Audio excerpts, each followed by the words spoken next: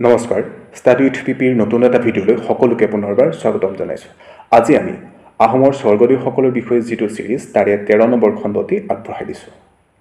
যোৱাটো খণ্ডত আমি দুজন ৰজাৰ বিষয়ে পঢ়িছিলোঁ।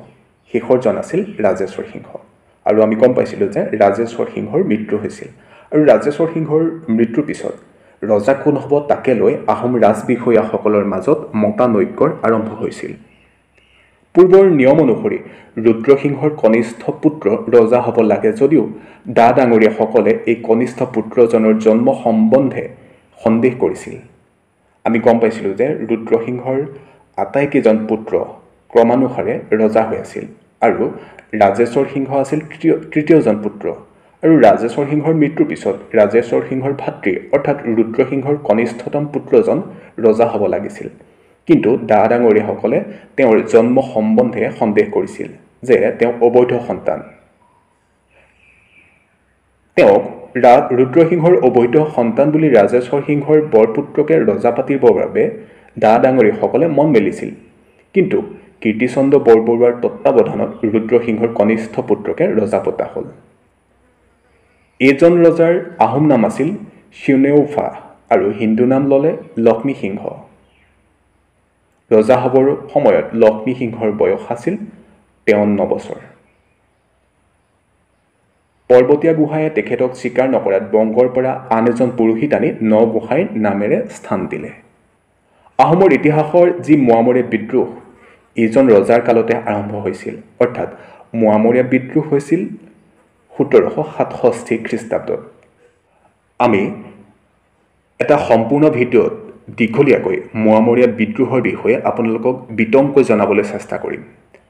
যিহেতু আমি বৰৰজা ফুলেশ্বৰীৰ দিনৰ পৰাই মোৱামৰীয়াসকলৰ ক্ষোভ আৰু ক্ৰমান্বয়ে তেওঁলোকৰ ক্ষোভ বাঢ়ি আহিছিল আৰু বিদ্ৰোহৰ সূচনা কৰিছিল।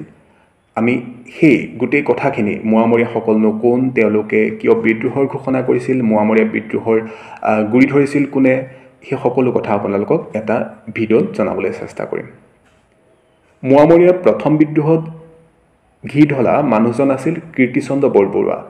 এইজন ৰজাৰ কালতে বৰবৰুৱাৰ অহংকাৰ দুগুণে বাঢ়ে।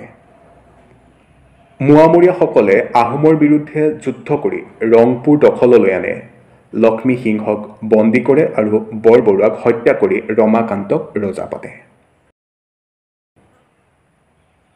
এই কাৰ্যকলাপৰ গুৰি ধৰিছিল ৰাঘ নামৰ এজন মৰাণে। ৰমাকান্ত নামতহে ৰজা আছিল, ৰাজ্যৰ সকলো ভাৰ ন্যস্ত আছিল ৰাঘ মৰাণৰ ওপৰতে। কিন্তু এবছৰ নহওঁতেই ডা ডাঙৰীয়াসকলৰ সহযোগত পুনৰ ৰাজপাট উভতাই পায়। পিছলৈ স্বাস্থ্যৰ অৱনতি ঘটাত 1780 খ্ৰীষ্টাব্দত এইজন ৰজাৰ মৃত্যু হয়। এওঁৰ দিনত ভালেমান মঠ মন্দিৰ নিৰ্মাণ কৰা হৈছিল। ৰুদ্ৰসাগৰ পুখুৰীটো এইজন ৰজাৰ দিনতে খন্দা হৈছিল। আমি গম পালোঁ যে প্ৰথম মোৱামৰীয়া বিদ্ৰোহ কোন চনত হৈছিল আৰু কোনজন ৰজাৰ দিনত হৈছিল। তাৰপিছতে আমি গম পালোঁ যে ৰুদ্ৰসাগৰ পুখুৰীটো কোনজন ৰজাৰ দিনত খন্দোৱা হৈছিল। এইখিনি কথা আপোনালোকে মনত ৰাখি থ'ব। পৰীক্ষাত অহাৰ সম্ভাৱনা যথেষ্ট আছে। আজিলৈ আজিও আমি আপোনালোকক আহোম স্বৰ্গদেউসকলৰ পৰা এজন স্বৰ্গদেউৰ বিষয়ে জনাবলৈ চেষ্টা কৰিলোঁ। আশা কৰিছোঁ আপোনালোকে ভিডিঅ'টো চাই ভাল পালে। যদি আমাৰ এই ভিডিঅ'টো ভাল পালে বা আপোনালোকক এই ভিডিঅ'টোৱে আগন্তুক পৰীক্ষাসমূহত উপকৃত কৰিব বুলি ভাবিছে, তেতিয়াহ'লে আমাৰ চেনেলটো ছাবস্ক্ৰাইব কৰি দিব। তেতিয়াহে আপোনালোকে এনেধৰণৰ ভিডিঅ'সমূহ পাই থাকিব।